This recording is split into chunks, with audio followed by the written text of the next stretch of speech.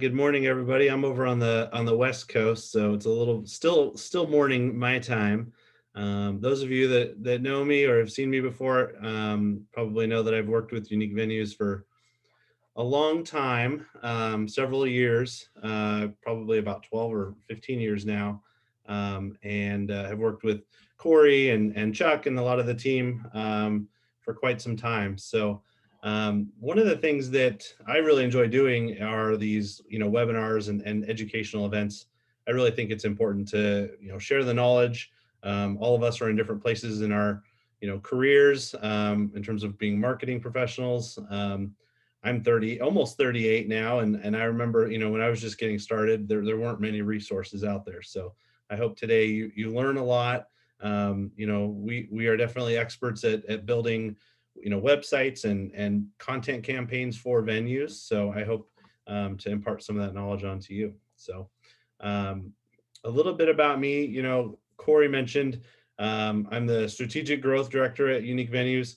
What that means is I'm actually your biggest advocate as a Unique Venues member in terms of getting more traffic to the site. So I work on the website from an SEO perspective. We look at venue type pages. We look at city and state pages. We also look at the different profile pages that you might have and try to capture as much traffic and look at how those trends are playing out.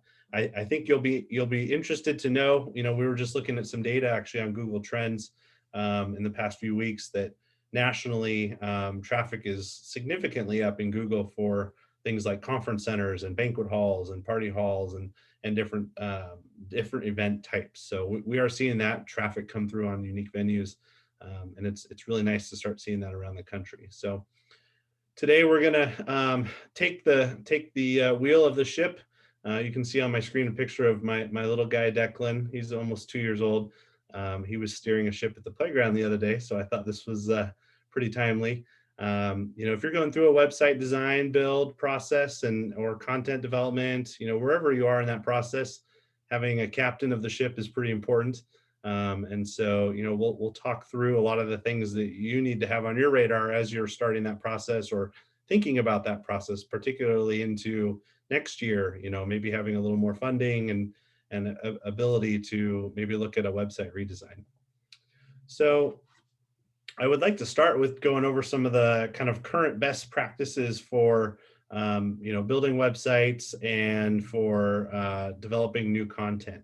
One of the important things that a lot of people talk about, but it doesn't always get implemented in a way that is really useful is user experience design. Really designing with the purpose, and the purpose being someone is on our website trying to do something, or we're trying to capture leads in some way with that person.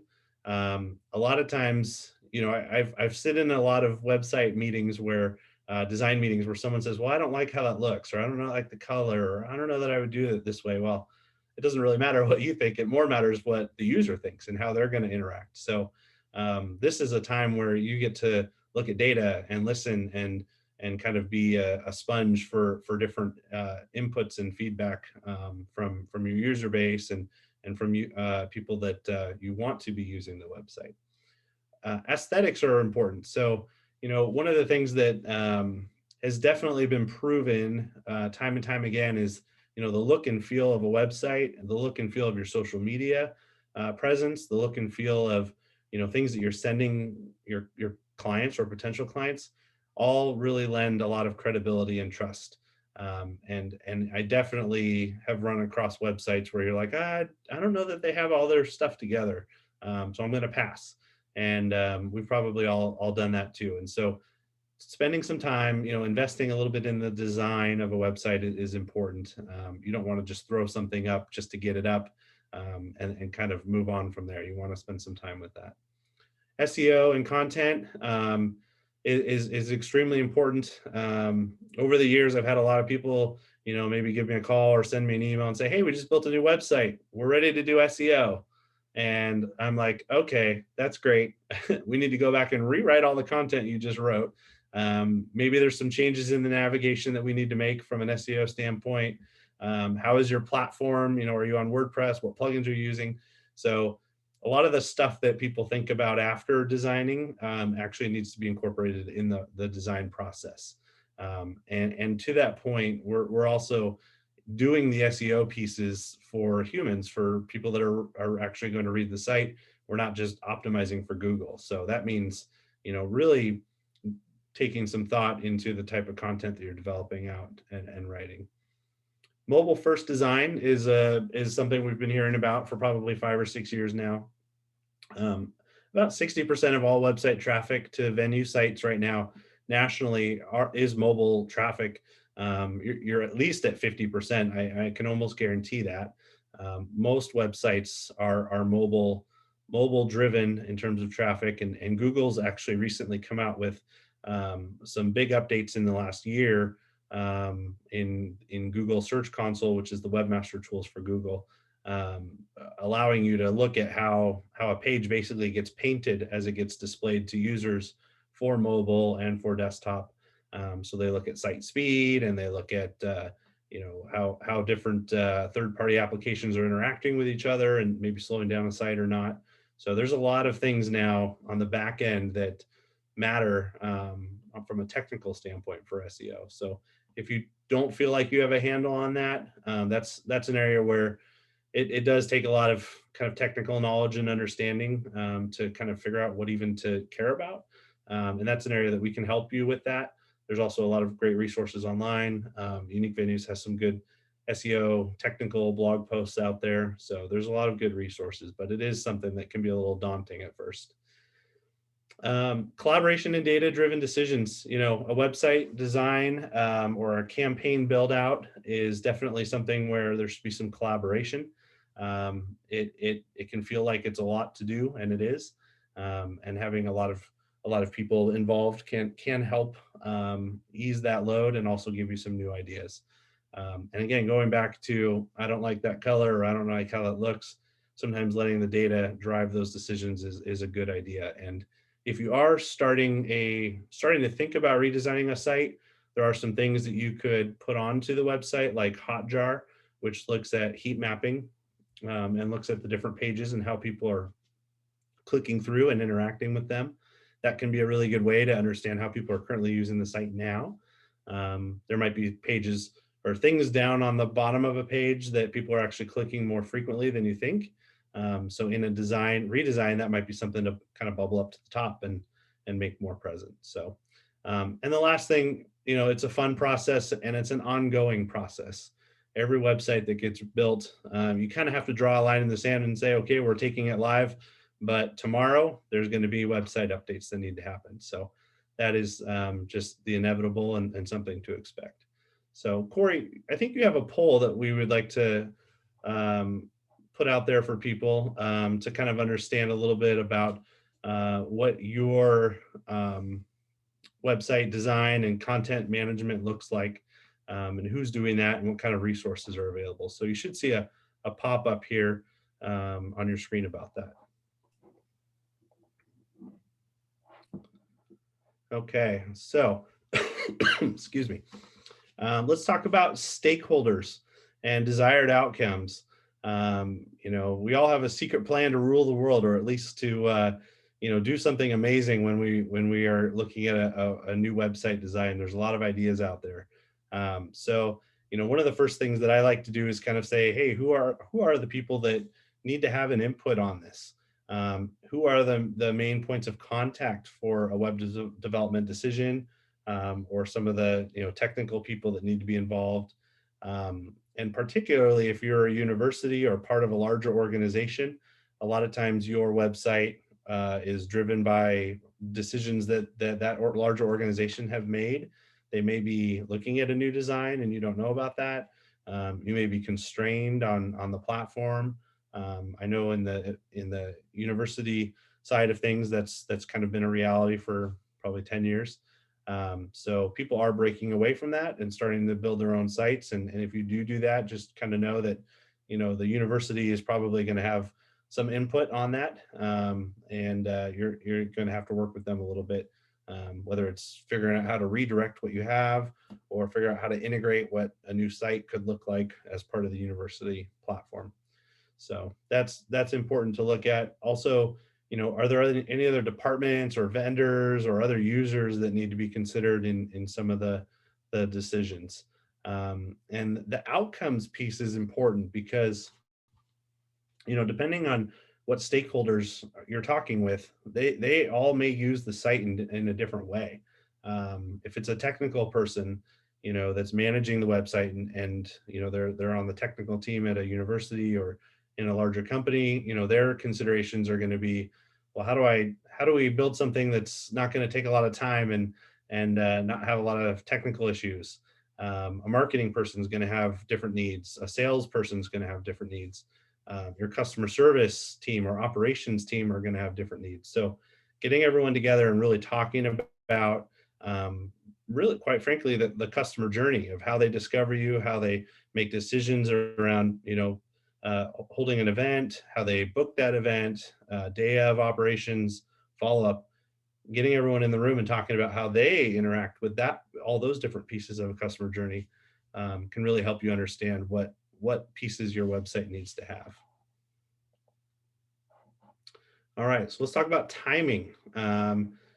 Timing for a new project is important. Making sure that you have the dedicated resources for content creation and photography is important. It's never done. Even though we think we maybe have a lot of photography and images, depending on the website design elements that you have, you may end up saying, well, we need actually some larger venue shots, or we need some outdoor shots, or some micro level shots. Something to consider right now, whether you're open or not around the country. Do we have people in it? Do we not? Are they masked? Are they not? There's a lot of considerations around that. And I know some venues around the country have actually updated their photography to have social distancing photography in there. Well, that may be changing if things are reopening back up and hopefully things are easing. You may need to go back and do some new photography based on that. So take an inventory of your assets, see what needs to be created from scratch. You may have content that's been written in the past that could work really well for a new site, but maybe it's not on the website. Maybe it's in an email, maybe it's notes that someone's taken from a meeting.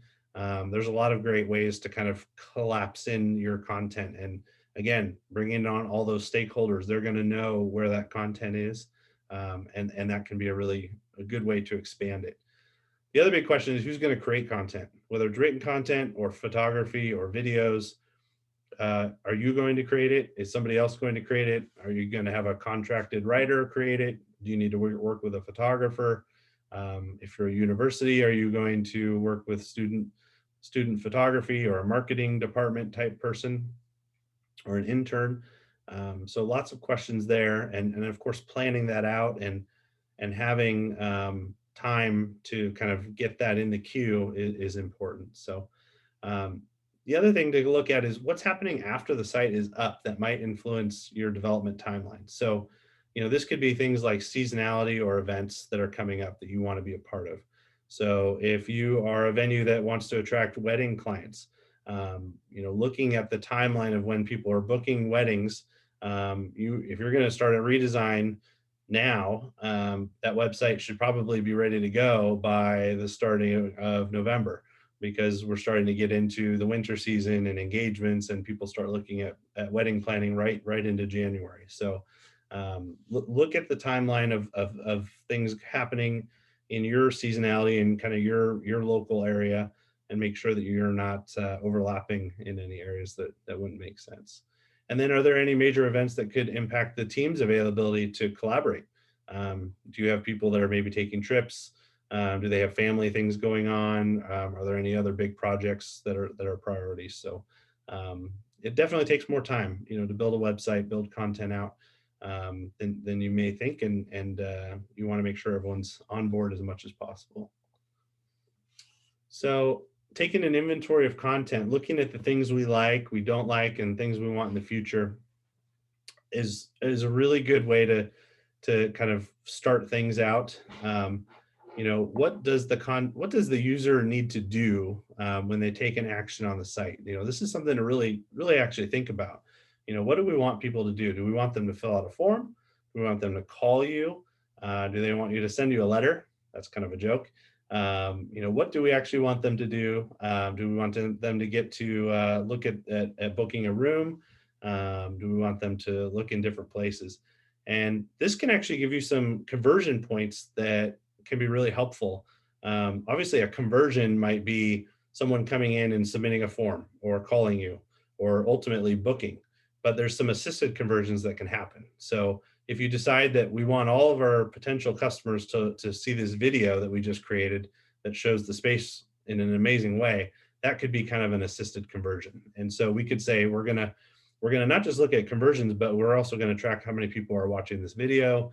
And then maybe from there, do they sign up for a newsletter or do they contact us in some way? And I think that can be a really, really good way to kind of look at your website as having a lot of different roles kind of in that customer journey that we just talked about. So that is a good place to start.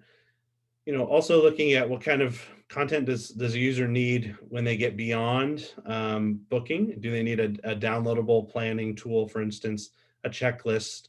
We have planners that are new, we have planners that are experienced, we have maybe social business that we're trying to go after where it's not even a planner, it's someone, it's a bride, or it's someone planning a large party or a corporate party, but they haven't done it before. So what are the things that they might need? Obviously, there's some marketing benefit to having these type of content pieces out there, but it also can be something that helps your sales team feel a little bit less burdened because you can point to it and say, hey, go start here. We have this on our website, or we have a blog post about that that can help you kind of get started. So that's something to look at. Also, do you have a place for contracts? Is your booking platform set up in a way that you want it to be? Are you using floor plans and that kind of thing? So lots of stuff to think about. I'm going to jump back actually to the poll that we just did. Corey, do you want to go over these results real quickly? I think that would be useful for everyone to kind of hear. Sure, yeah. So I believe you can access these too. I have them pulled up here. So it looks like, there's a fairly, I don't want to say even, but there's a distribution of where and how website development, content creation is kind of managed within each venue or event or organization that's participated in the pool today. A lot of it, is done by folks who might not be specifically joining us today, whether that's they're outsourcing it to a third party, or there's other departments or other people within their team or organization that handles that. The next question asks about the approval, though, and that's where we do see the majority of the individuals on the call have that approval of the development and content that is presented on the site. So what I'm understanding is that the folks that you're talking to today, Scott, the folks that have decided to join us, are folks who are maybe looking for best practices that they can share with their team or distribute to folks to have a better understanding and kind of be able to voice their opinion in the direction that they want to see their site and content go. I'm kind of interested in this, the answers to this third question about how often is your website content refreshed or things done to your site. A majority of the attendees did say on a monthly basis. So if that was actually you, if you don't mind just maybe putting in the chat what that specifically means for you or your venue or your event or organization, that'd be great. Is that just new blog posts on a monthly basis? Is it adding press releases? Is it actually adding new functionality? I'm eager to know what that means for you. The second highest response there was seasonally as they approached, different operating windows. And then finally, when it comes to what's your annual budget for website design and content, less than $5,000 is the overwhelming response to that one, with a few who have said between 5,000 and 10,000, and then 10,000 to 20,000 as well. But no one wants to spend 20,000 apparently. There is a clear line in the sand there. Yeah.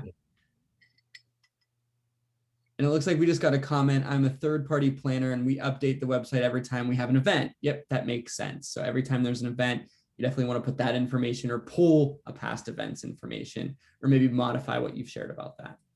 Yep. Thanks for sharing. Awesome. Yeah. And I see, the content question, how often are you updating the site?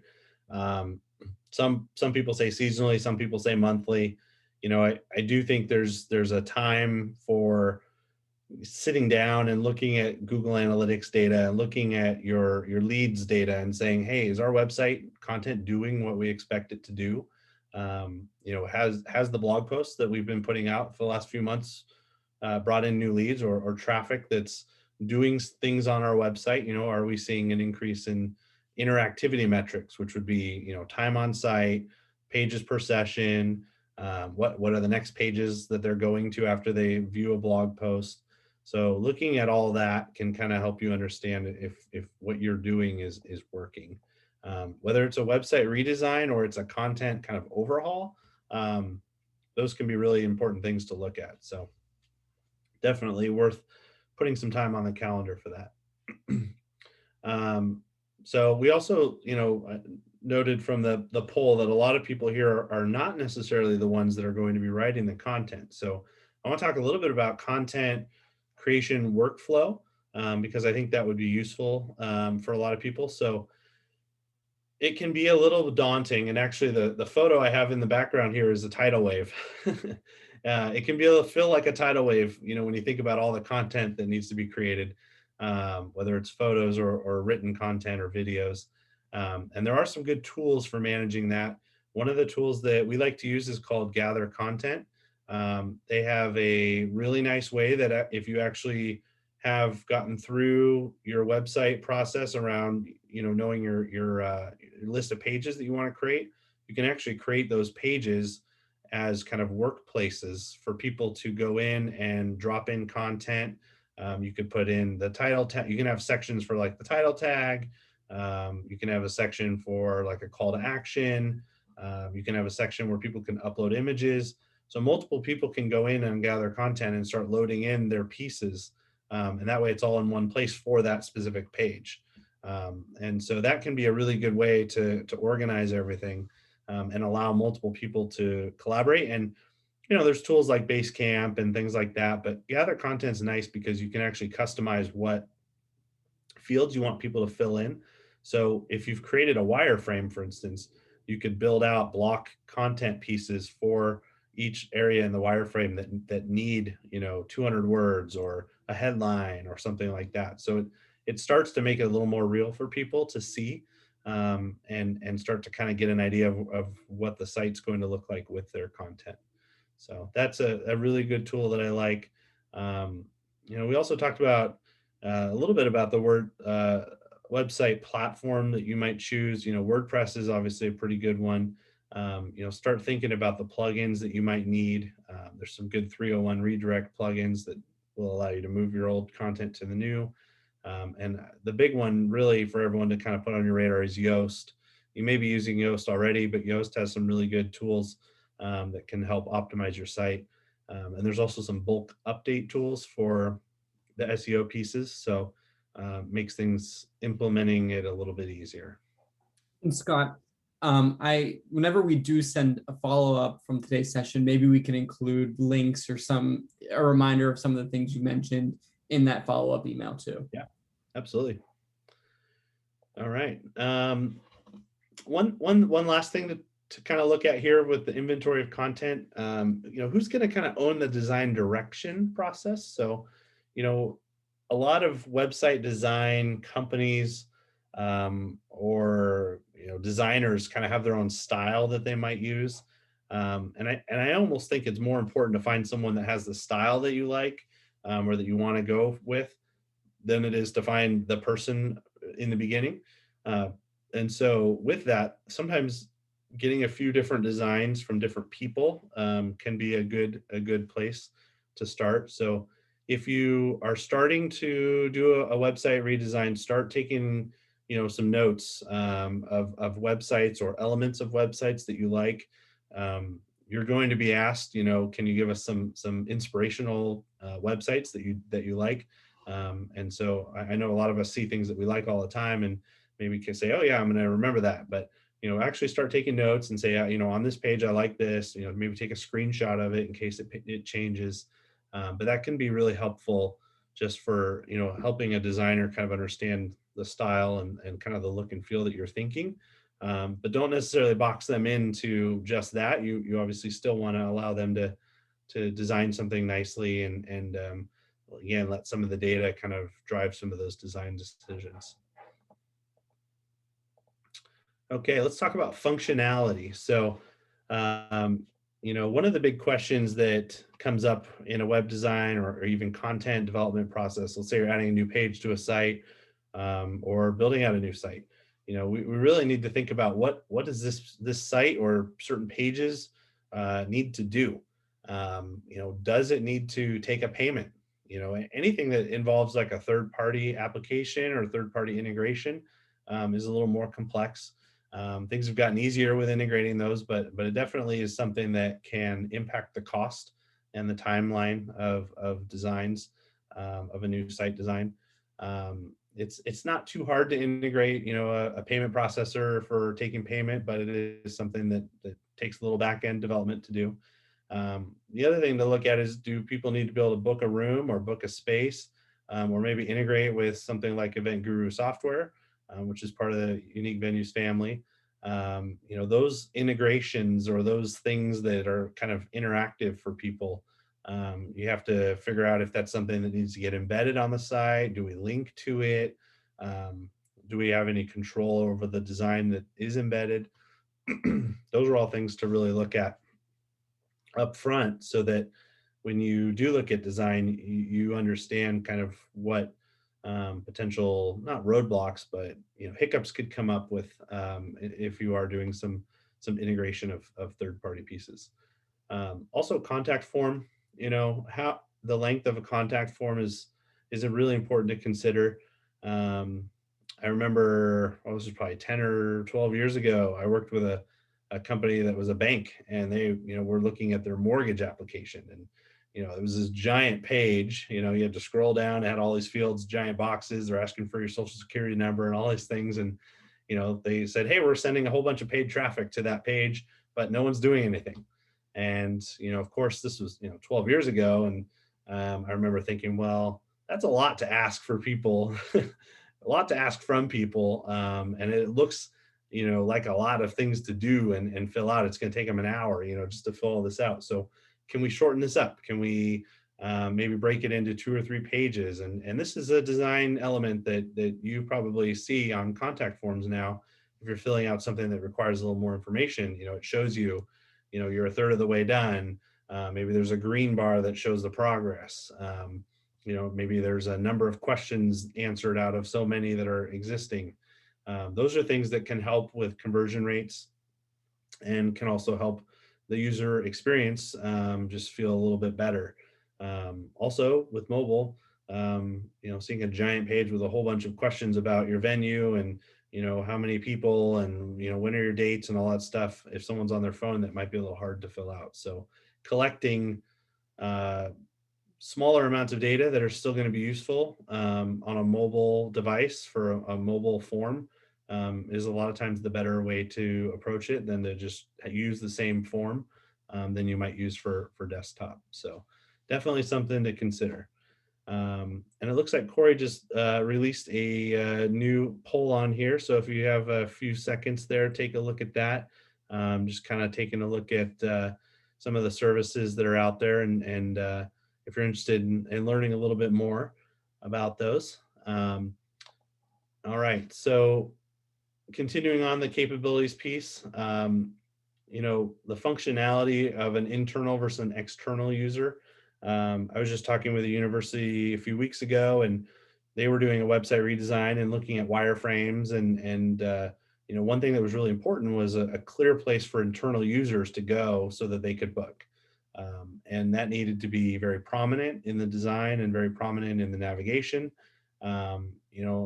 Conversely, I was working with another university where they kind of wanted to bury that. That was okay. That was another kind of department that was involved in that. It wasn't really their role to be owning that.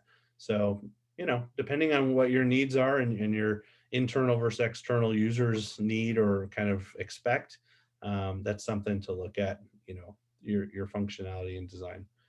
Marketing and sales needs. This is a big one. So, your marketing and sales team needs a lot of ability to to flex, and change things on the fly if needed.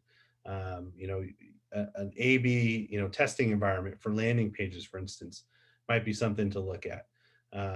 You know, I've been working with a venue in San Francisco, and we just launched several new pages for them that specifically target finance technology and biotech, and all these kind of businesses in the Bay Area that they're potentially going after for business meetings and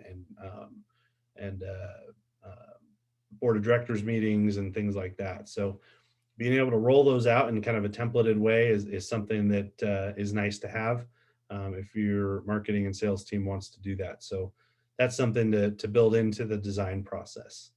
Um, e- Email newsletter signups, that's a fairly easy one in terms of integrating, but something that you kind of have to look at, you know, how prominent is that? Is that an important conversion for us or not? Social media integration, same thing. Are we pulling in things from Facebook? Do we want to show our Instagram photos, or do we just want to have a link out? Do we need a blog? Question I get every day. Do we need a blog, and what should we call it? So, you know, I like the word insights for blogs. I think that's a nice kind of authoritative way to kind of say, yeah, we're sharing information that's knowledgeable and useful to you. A blog is, you know, really just another type of pages on a website. So you can call it whatever you want. I think, you know, a blog is important. It's a little less formal content than your kind of corporate content, your business website. So it does play an important role for some people as they're looking through, you know, content on Google, or, you know, it gives you something to link to in social media. So definitely don't say we don't need a blog right out of the gate, because it can play an important role. Also, what geographic SEO needs do you have? So, you know, I mentioned, you know, targeting different venue or different company types like financial tech or biotech. But, you know, if you're in an area where there's actually some larger metro areas or larger cities near you, but you're not part of those cities, excuse me, you may want to build out pages that specifically target keywords that allow you to target those larger cities from an SEO standpoint. And that's something that maybe isn't part of your main navigation, but it's a page that needs to get built out and still linked to in the sitemap, and be able to be seen by Google. It's kind of one of those SEO secrets. You know, if I live, you know, in an area that's, or if my business is in an area that's, you know, I'm going after a larger city type client that's maybe 20 minutes away or half an hour away, I actually want to, you know, capture the traffic for when someone searches for a venue in that city or near that city.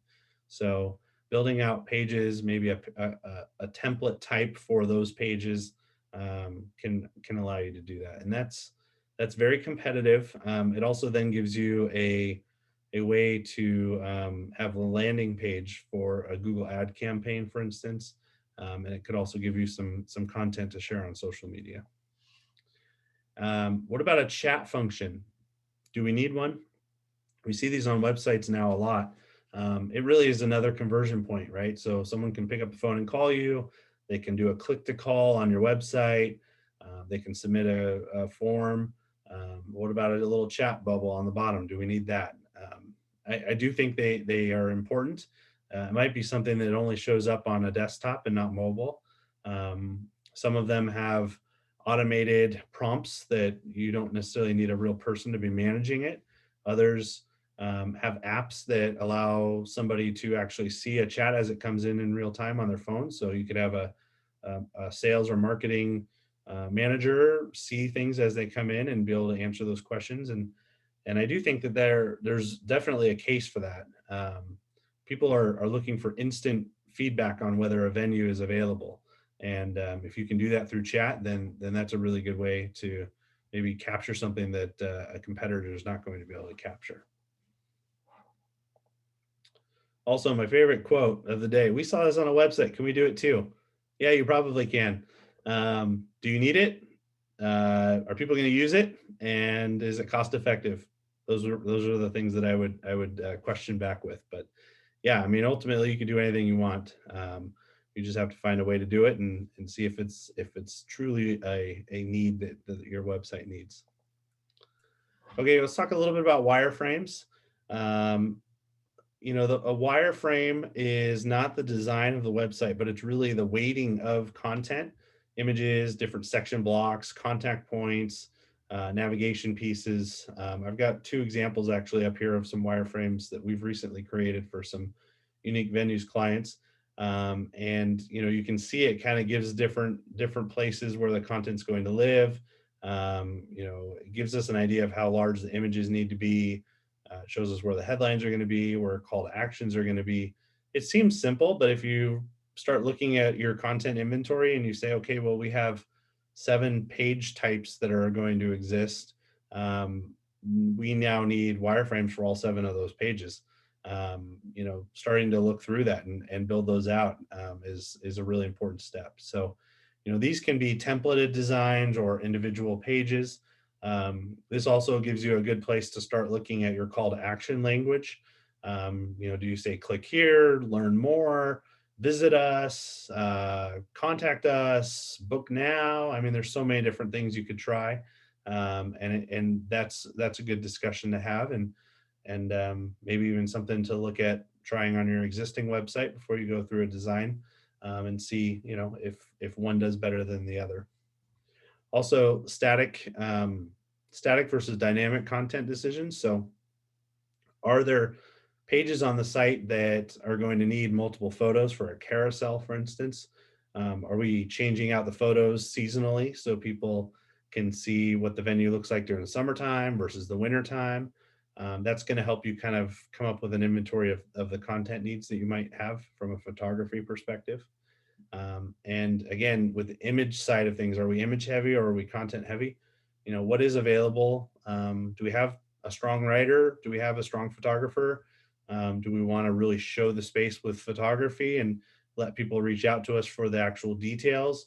Do we want to find a way to show great, wide angle shots with a lot of text below? There's a lot of different decisions you can make and start looking at when you're doing wireframes. And these are the roadmap. This is the way that your designer is going to know where to put things and how to, how big things should be and what the actual design should kind of generally look like. Some ongoing needs. So I've got a nice door photo here. Don't tell anybody, but behind door number 1 could be a Pandora's box. So these are the things you need to think about um, as you're going into a redesign or a new design. Who's going to host the website? Who's going to maintain it? Will there be training for someone that is taking it on now or into the future? What if we want to make a design change? How much is that going to cost? Can we do it ourselves? Do we need someone else to do it? And do we have a plan for fresh content? Going back to the poll, most people are looking at content on a monthly basis. So how do you work ahead a few months so that you do have fresh content? If someone all of a sudden needs to take leave for some reason, are you going to be able to keep up with your blogging schedule? Those are all things to look at, with a website. So definitely the last pieces are important, and they're oftentimes not thought about until the website is maybe sat stagnant for 6 months or a whole year, and you're kind of looking at redesigning it. So those are the things that having a nice plan going into a redesign, who's truly responsible for different pieces, can help keep things going, keep that momentum going once you've gotten going. All right. I hope that's been useful for everybody. It looks like we have almost 20 minutes here left. I want to thank everybody for coming today, this afternoon. If you do want to dive into some of this even further, Corey and I are available to have a 15-minute chat, talk about where you're at, see if there's some ways that maybe we can help you move things quickly or, spin your wheels a little bit less. Or if you're just starting things out, we can help you kind of understand a little bit more about this process, and maybe help you a little bit along the way. We also have a second version of this series in May. It's going to be about social media and sales, looking at how do we do more on the sales side using social media. We'll look at organic content. We'll look at paid search, um, paid social media, excuse me, and what platforms are important for people to use. So thank you for everyone to join. Corey, I'll turn it back to you. Thanks, Scott. Yeah, and we actually have a couple of questions from the crowd. So I'm going to ask them in order that they've been received. So the first one comes from an anonymous attendee. And this attendee says, we are an events department at a university and we are bound by the brand guidelines for the university. Would you suggest we need to have our own conference/event services branding in order to best market our services and succeed? Do you have any advice on how to stand out when it can feel like you're all kind of clumped within one website at an institution where there's so many pages and you need to stand out? Yeah, that's a challenge. Obviously the university has a lot of brand equity in it. People know about the university, they know the colors, they know the style, the logo, things like that. So you don't want to ignore that. I would say, start looking at what a secondary brand could look like. You are essentially a secondary brand under the university. And, are there secondary colors that you can use? Are there some styling of things that you can use? Um, whether it's a new website or just a kind of subsection of the university website, I think you can pull in some of that pretty well. A lot of universities do have really strong brand guidelines and standards. So that is something to really understand and understand if you're going to get pushback before you get into a design. And that's probably a stakeholder that needs to come in and talk with you at some point. But I would say, overall, try to find a way to leverage those standards as much as possible, but also bring in some of your own flavor. Something that's unique that's going to allow you to be a little bit different, to stand out. It could be, a little different stylized logo or some imagery, or maybe you're a little bit heavy on some of those secondary or primary colors of the university. I think you can get creative, and I think you can definitely make a case for the fact that venues really need to show off their space and they need to connect to the person that's going to hold an event. If it's a wedding planner, they really need to see, great photography, great colors. If it's a business that's planning an event, they really need to see different types of photos with how things might get set up. So use that as to your advantage when you're having that conversation. Is, we're really building this for our consumer. We're not building this necessarily for the students, or maybe even the alumni, or it is, we really want to show this off to prospective clients. Yeah, there definitely is a big difference when you're trying to build the right content and use the right images to attract the right person. And in a case like a campus, when there's so many, the primary aspect of why a campus exists is to educate. And how do you fit that more business focused content alongside of it is always a big question. Athletics, I mean, if you look at athletics, they're such a big part of university now. How are they differentiating themselves? That could be a good starting point. I like that. So we have two questions that have kind of come in separately, but they're on the same topic.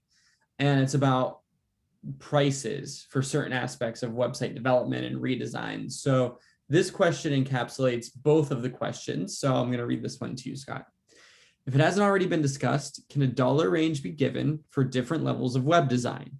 Perhaps one amount for a complete build, one for a redesign or a re-edit, and one for a semi-completed site that needs some beefing up. This would be for building future budgets. Sure. Yeah, I mean, it is truly a range. If you are starting from scratch, you need to do the content inventory of what you have. You're going to do a new design with new wireframes and actual, new design work. That it adds more cost. Also integrating some of those third-party applications can be more costly. But really, it comes down to, what platform are you going to use? Is it WordPress? Is it something else? Can we use an out-of-the-box template or design and customize it? That can save some cost. Are we just using the content that we have, or are we having someone rewrite it? That can, change your cost. If you're looking to cut costs, obviously writing the content yourself and implementing it can do that. Any web design company is going to charge you an hourly rate to copy and paste stuff in. So if you have someone on your team that can do that, you'll save some money. Those are all things that can impact cost. Also, a photography budget. What do you pay a photographer to go out and do photography around your campus? Maybe it's $1,500. That can be part of a website redesign project that maybe we have a budget of $7,500 for. So, that's a significant chunk. Content writing could also be a $2,500 project. So you start looking at these chunks, and they do start to add up. So to answer the question of what does different kind of phases of a website look like, I mean, you could have a fairly decent WordPress website that's maybe has 5 or 6 pages on it, built, designed, and kind of content created and implemented, probably for around $3,500 today. That's probably, I would say, a floor. If you start looking at the time it requires to build it, and setting up all the back end stuff, coordinating with your team to write content or to have content be provided. Going from there, $6,500 to $7,500 is a pretty solid website project. I've been part of projects that are $30,000 or $40,000. Back in the day, I worked with the Oregon Symphony. They obviously are a big event venue. They had a $600,000 website redesign. So, and that was, of course, with ticketing and different all these events and stuff. So, it can really slide up based on what you need and what kind of pieces you're bringing into it. So, I think generally, $5,000 to $8,000 is a pretty decent size for a website. If you go up into the $10,000 to $15,000 range, that's something that you're not doing all the work necessarily. You have content writers coming in, you have a photographer you're hiring, you have a few designers that you're maybe tapping to get different design ideas, and you have probably 20 to 30 pages that you're actually building out. So it can really scale up if you want it to. And one thing I know about website design and building, because I've been on a couple of projects in a couple of different aspects of my professional career, where the more custom that you need built on your site, the more expensive it's going to be. We learned that the hard way, not we as unique venues, but we as in me and a group of colleagues at a previous job. Not only does it cost more money, but it definitely leads to more time that it takes to implement that too. Yeah, it really does. Yeah, and there's, WordPress. I keep mentioning WordPress because it is one of the most heavily used open source website platforms out there. They have so many plugins. Any new website probably has 10 plugins that are being used. There's a plugin called Yoast, which is a very important SEO plugin. So setting all that stuff up takes some time. But WordPress is nice because it does have some really good paid additions for it. So like there's a builder piece that we use for website design called Beaver Builder, and it does bring in some templated elements that are kind of pre-built. So we're not necessarily designing it in the code from scratch, but we can take things that already exist and customize it for a client to have it look the way they want it with the right colors and all that kind of stuff. So that does allow you to save a lot of time and money if you use those type of platforms. If you have to use something that's a little more custom or specific to a venue type, specific for universities, the more proprietary it gets, typically the more expensive it gets, and the less flexibility you might have down the road if they don't continue making updates as they maybe have promised. So if I can distill your answer down, that would be great, because that was a really long answer. I'm going to try my hardest. So you just give me the thumbs up or thumbs down or jump in. But if you're building a new website, there are things to consider based on the platform that you use and the level of support that you want to hire throughout that entire project. So a good floor price for that might be $3,500, but it can really add up quickly based on a photographer, content creators, custom design, and custom build that could lead to a higher price for your website creation. And if you're doing a website redesign, re-edit, or you're wanting to beef up the content that's already, on your website, the fee there can vary based on, again, whether or not you want to hire outside contractors, or depends on the tools that you use to help maximize your website through plugins and things like that. Yep. That plugins free, come out of the cost.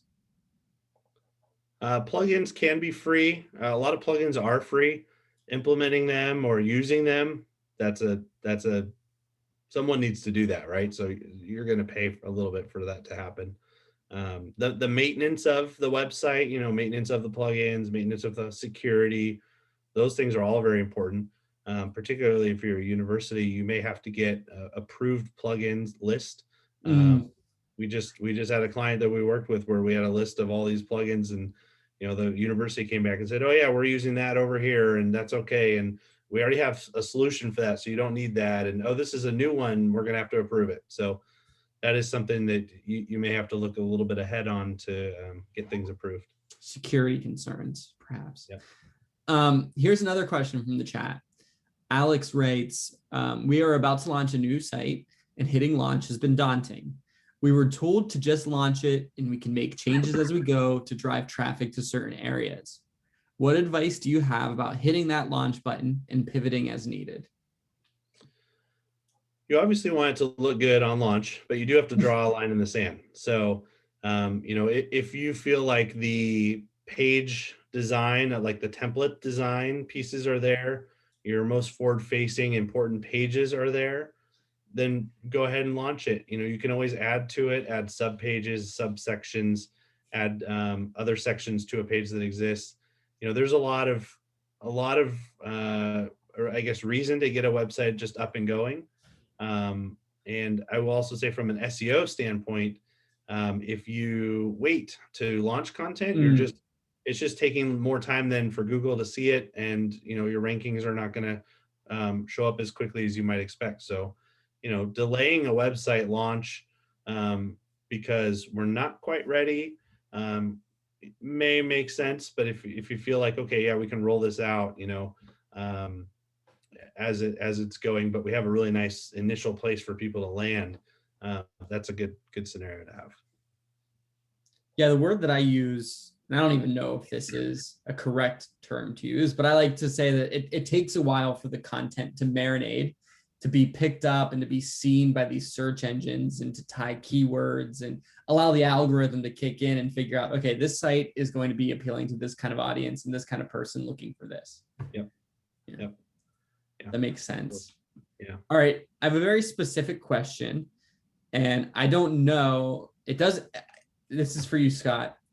What are the benefits of Yoast versus the SEO framework? Okay, so yeah, there's a lot of SEO plugins. There's one called All-in-One SEO Tool. I mean, there's a lot of them. Yoast has been around for a very, very long time. It has a great usage rate among developers. It is really a comprehensive tool for WordPress. One of the features that they have that nobody else has that I really like is a bulk editor tool. So if you built out, let's say, 15 pages and you wanted to go in and update all the title tags and description tags for those pages, you could get one screen and you get all of them listed out, and you can just hit submit on all of them. That way you don't have to go into each individual page and hit save every time and copy and paste it. So that's a nice tool. They also actually do a lot of kind of behind the scenes code that makes sense right now and is fairly advanced. Some of that is schema markup. So, a business phone number, name, address, that's called a NAP, NAP. Those are all really important for Google to look at for rankings. So they incorporate a lot of that really well and wrap it with the right code so Google and other search engines see that. So there's just a lot of stuff in Yoast that's worth doing. Yoast is free for the most part to get a lot of the stuff that you might need. And then I think it's about $100 a year if you want the premium version. Unless you have a giant website and maybe you're using e-commerce and all these things, you probably don't need the paid version. So you can probably get away with the free one. I have many websites I've been a part of over the years where we just use the free version. Perfect. I will say another SEO tool to look at. There's a lot of SEO data research methods out there. Moz, which used to be called SEO Moz, is a good one. There's one called Ahrefs, Ahref, which is a nod to the actual code that a link has for a website. There's a lot of good tools out there where you can do keyword research. You can crawl your existing website. It'll tell you if stuff's broken or not, broken links, tell you if images are missing alt tags or not. So that can be a nice, even for Moz, sign up for 1 month. I think it's $100 a month. Everything's $100 a month. Sign up for 1 month, get a crawl on your website, get a good baseline of where you're at, see where there are some issues. And then you can take that knowledge of, okay, this came up as an issue. Let's make sure it's not an issue on the new website. That would be a really good place to start to kind of get some of the technical and on-page SEO pieces out of the way. Perfect. How do you spell Moz? M-O-Z. M-O-Z. Yep. Okay. You're welcome. Perfect. What's that? You're welcome, Patty. Well, I think that's all of the questions. Feel free if you've got one lingering thought to share it with us. But otherwise, I think that just about does it for today. It was a solid 60 minutes. So Scott, thanks so much for your time and being able to present this and address the questions from the audience. Here's just a list of some of the additional free webinars that we've got lined up and panel discussions. May 6th, I can't wait for this one. How not to sell, a sales survival guide. This is actually now a sales professional who once, tried selling to Joel Hoff in his role at the University of Arizona. The sale didn't go through. So Joel in particular is excited to hear how that individual has changed their sales approach after their first encounter. So we're excited to see that presentation. This one was newly added, and Scott and I both kind of teased it earlier. There's going to be a social media marketing webinar that Scott's going to lead kind of as a follow-up to this. We understand that the website is your foundation. It's your core, it's your keystone. And then there's all these other things you do around it. And social media is one of those. So Scott's going to lead another session then. And then continuing our Roadmap to Recovery series, we've got Building Your Travel Team scheduled for May 20th. So I think that just about does it. Thank you so much again, everyone, for spending the last hour with us. And we look forward to seeing you on a future webinar. Keep an eye on your inbox for a follow-up from me at some point this week with the poll reports, a copy of the recording, and any kind of post-session follow-up. Thanks so much, everyone. Thank you.